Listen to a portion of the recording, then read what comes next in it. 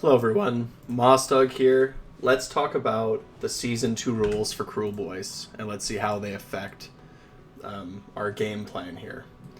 So obviously this season is all about Galatian champions. So heroes with a wound characteristic of less than 10 that don't have a mount, that are not unique, are Galatian champions. In our army, there's three. There's the Swamp Call Shaman, which is going to be relatively low impact. Merknob with the Belchabana, which is going to be slightly more impactful, but still not very impactful. And then kill a boss on foot. The real options that we have for Galatian champions are going to be kill a boss on foot. It's going to be the only one that can really move around the map, that wants to be fighting in melee, that can sort of get things done. So keep that in mind. The key to victory. Friendly Galatian champions cannot be picked as the target of attacks made by missile weapons that are within 1 inch of any friendly battle line unit. The problem with Kruleboyz is that our battle line units kinda suck. They don't really want to be getting into fights. But, as we'll see, the rules can kind of benefit us a little bit. Disparate action. If you're taking the second turn in the current battle round, at the start of the hero phase, you can pick one friendly Galatian champion on the battlefield to carry out 2 different heroic actions in the phase instead of one. So this is sort of what I mean. Our gut rippas die. They just die. So if we have a killer boss on foot that's within 3 inches, which we will if we're going with this sworn bodyguard thing, then we will be able to use our all part of the plan passive to keep them from fleeing, and, as we'll see in heroic actions, we'll get to attack first, which helps us out a lot. You can carry out one of the following heroic actions with a friendly Galatian champion instead of any other heroic action you can carry out with that hero. So here we go. Strike at the opening. Pick one friendly Galatian champion within 3 inches of an enemy unit. So this is going to be our kill the boss on foot after. This is really strong if we had the last turn. So if we went second in the round, if we went to the bottom of the round, and now it's the top of the round and our opponent it's their turn to go, this can be pretty effective for us because we attacked, weakened them, they attacked back, weakened us, and now it's their turn again, so now we're going to hopefully get a chance to finish them off. And this is what our army wants to be doing. We want to be having the initiative, setting the pace of the game, and jumping on our opponent. That's what we want to do. So that hero can fight if has not already fight in that phase. However, the hero cannot fight again in that phase and gains the last strike effect. And then lead by example. Pick one friendly Galatian champion that has a sworn bodyguard unit and that has just carried out the strike of the opening heroic action if that sworn bodyguard unit is only within 6 of the Galatian champions and within 3 of an enemy. The sworn bodyguard unit can fight if it has already fought in that phase. However, this unit can fight against the strike last fight, during the combat phase. So that's all good and fine. So in the hero phase, we get to fight. We get to fight before they fight us back in the combat phase. Gut Rippas can deal some damage. If Swamp Boss Scumdrek is within range, this might also be a reason to put your Venom from the Swamp Call Shaman onto that Gut Rippa unit. We could actually see something happen with this. I've played a couple of games with this, and it's been kind of like okay, but I'm kind of doing more tests. So let's see. All wizards know the following. Grinding Teeth of Galetus is a spell that has a casting value of 6. That's good for us. Low casting values are good for us. And a range of 12. 12 is fine. If successfully cast, pick one objective within range. If it's with the caster, then roll a die for each unit within 6 inches of the objective. On a 4-up, it suffers d6 mortal wounds. The trouble with this spell is that I think we just have better spells in our spell lore. If there is a unit that has low armor saves, so their save is like a 5-up, but there's not a lot of them, so it's like something like Trogs, or anything that's like a big, like beefy kind of like low save, high hit point, this could be okay. You could see it in that case. So luckily there's no decisions to make, we just know this spell. So this is a good spell when the Black Pit isn't good against what you want to kill, is essentially what this means. Realm commands. Each player can use one of the following command abilities in addition to any of the others that they use. No retreat, no surrender. You can use this command ability at the start of the combat phase. The unit that receives the command must be a friendly unit that is not a hero or a monster. So for us, it's not going to be a lot of our good units that did not fight or that did not charge in the same turn and is within 3 of an enemy unit. That unit can make a pile and move in that phase, add one to the attack characteristic of melee weapons used by that unit until the end of that phase. So the reason that this is good on Gut Rippers is because we want to, if we're adding 1 to the attack characteristic of melee weapons, we're going from 21 dice to 31 dice. And all that's doing is it is increasing the probability that we proc venom encrusted weapons, which is good. That's good. The problem is it means we have to already have been in combat, which means that we are probably already dead. Gut Rippers have a hard time surviving a whole back and forth of combat, but given that we'll have a kill the boss on foot next to them, if we sort of get a little bit lucky and we don't lose a ton of our Gut Rippers, this is going to be a good choice for us. This is going to be a good choice for us. Lots of dice means more 6s, means more mortals, means more wins. So here's our artifacts of power. And so when we're thinking about these artifacts of power, we have to remember that it's Kill a Boss on Foot, Belchabana, and Swamp Call a Shaman. Tuskhelm. This is generally what I'll take on my Kill a Boss on Foot because I'm just trying to deal more damage. You make a charge, and then you roll them, but effectively half of the charge roll is going to be dealt as mortals because it's a 4-up. So if you get a nice lucky charge roll at a 10, you're going to be throwing in some extra mortals, which is great. Very good. Night Flyer Cloak is not going to be very good for us because we deploy as a castle. So, and we're invisible outside of 12, so we're not worried about our things getting picked off in the first turn. It's not really a concern of ours, so it doesn't matter. Griff Feather Charm has a ward of 5-up. I can't imagine why we would want this. Tuskhelm is going to be way better. If you decide to pick multiple enhancements with your battalions, then maybe this one could be good, right? Throwing a 5-up on a kill a boss on foot so that it can stay alive in the fight. Even sharpshooters are going to be a thing, so it's not like we're going to be immune to shooting. So you'll be shot at and being able to prevent yourself from being picked off, get those Tuskhelm procs off, keep those Gut Rippers with all part of the plan alive would be good. Aspect of the champion, I think Tunnel Master's pretty strong for us. I think being able to take that kill a boss and move him around on the battlefield is pretty good, even if you're just getting him into a better spot so that he can charge, or moving him to the other side of the field so that he can, be protected, or moving him to the front of the unit, whatever it is. It's okay. It's not going to be my first pick, but it is a fine pick.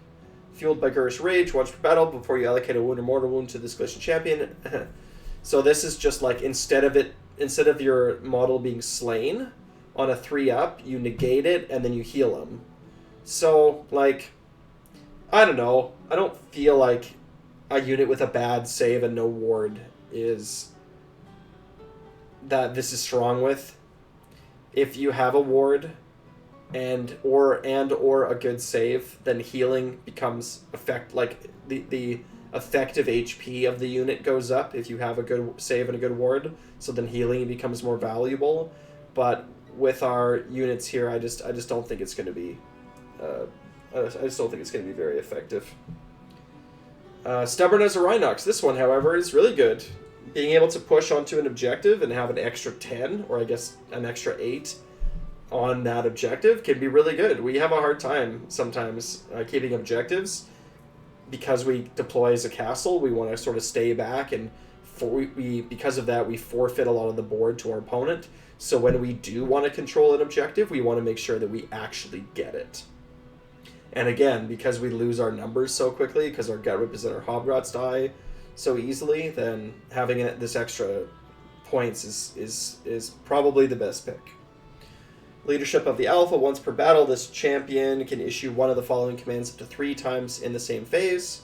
Rally, all-out attack, all-out defense, or redeploy. If you do so It's giving you like the Mega Boss on Maw Crush ability, effectively. This one's actually pretty good. If your Killaboss on foot is within range of your 3 Kruleboy Wah pieces, because he's probably not going to be part of your Kruleboy Wah, your Killaboss on foot. He's just probably not going to be. Another good option for this is you can actually stick this on either a Merc Knob or a Swamp Kala or a Swamp Kala Shaman, because they are going to be probably maybe even closer depending on what you're playing and how it's going.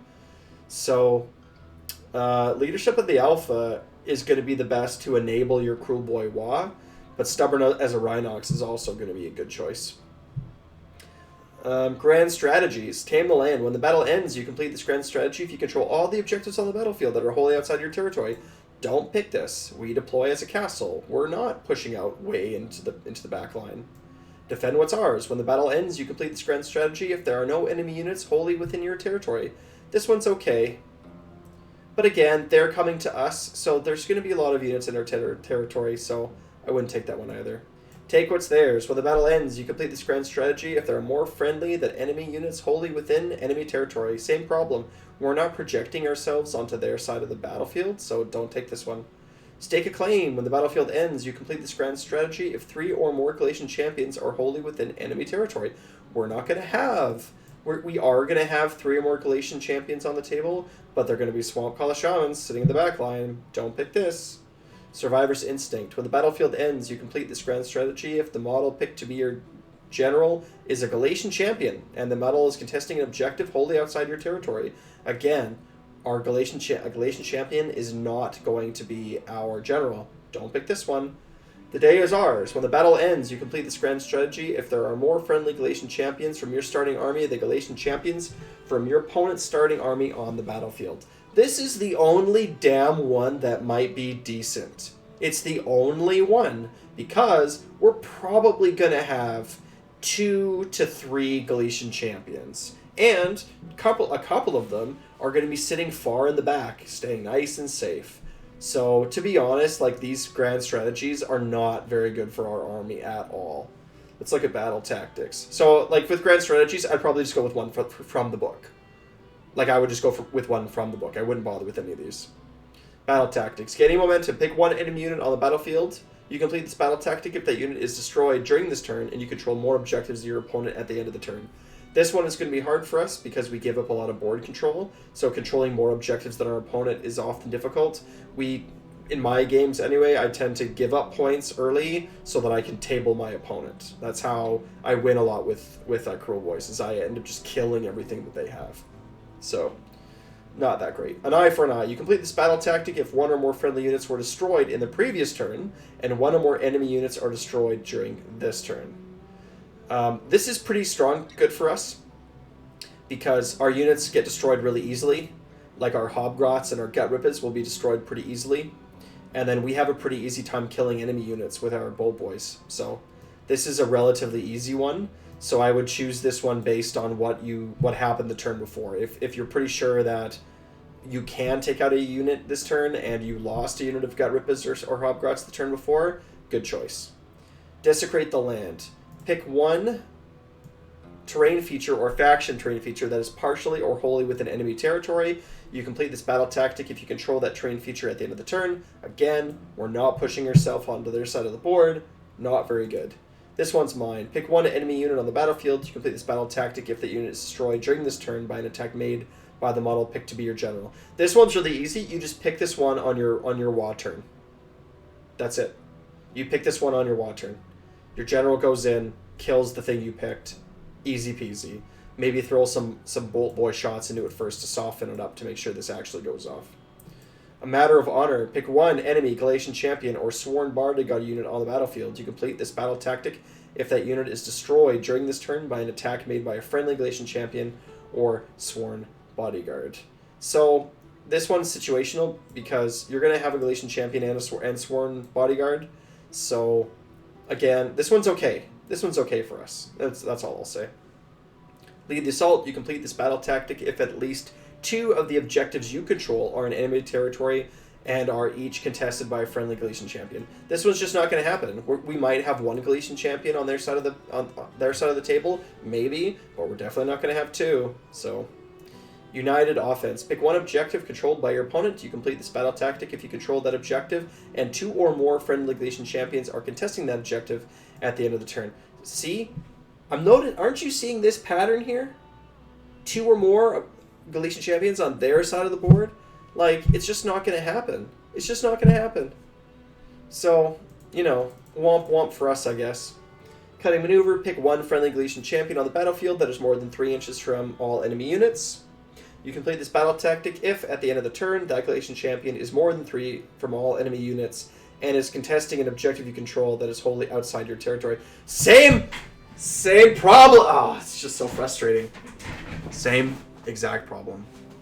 This season is hard on Kruleboyz. We are not an infantry and a foot hero based army. We are a spellcaster, monster, and ranged unit based army. This season is going to suck for us. Like not gonna lie, all these enhancements don't go on any models that we really care about. Kill a boss on foot is like the 5th hero that we want to pick down the list. It's just we want mounted things would be great, spellcasters would be great, archers would be great, right? It's just gross. Okay, let's look at the battalions. So Galatian command, right? So this is going to be kill a boss on foot and gut rip us. That's what it's going to be, right? The sworn bodyguard. That's how it's going to go. At this stage with this season, I'm actually wondering if we should bother with it at all. Why bother? The battle tactics and grand strategies suck for us. If we wanted to we could give leadership of the alpha to a swamp call a shaman, right? That would be good. That's fine. And we could also give an artifact. We're not going to choose an artifact of power. We're not going to pick any of these artifacts of power if we don't take a kill a boss on foot. We're just not going to. I've tested Tusk Helm, and it's fine. It does it. But the question is having a kill a boss on foot with a Tusk Helm better than just not having a kill a boss on foot and having a different artifact of power? That being said, the artifacts of power for Kruleboyz aren't particularly impactful, so it just kind of sucks. Leadership of the alpha might be better, and not having a kill a boss on foot, right? That just might be better. It's tough.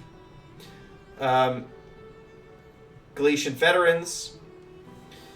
This isn't very good for us because our gut rippas fight in 2 ranks already, and the hobgrots don't want to fight in melee anyway.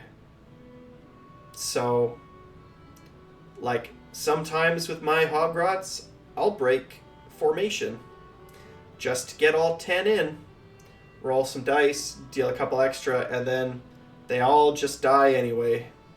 By the time that you do battle shock and they fight back, you're gonna lose them anyway. So why? I don't think any of my units in Kruleboyz will ever be in Galatian veterans, ever. Sharpshooters, however, that's easy. Bolt boys, hobgrots. That's easy. I'll probably do this every time. I want to pick off the units I want to pick off. No problemo. So that's it. I hope that this was helpful. To be honest, I don't know what I'm going to do this season. I don't know what I'm going to do. If you have any ideas on how to make this good, what kind of benefits we can actually use, please let me know in the comments below. Subscribe. Wah.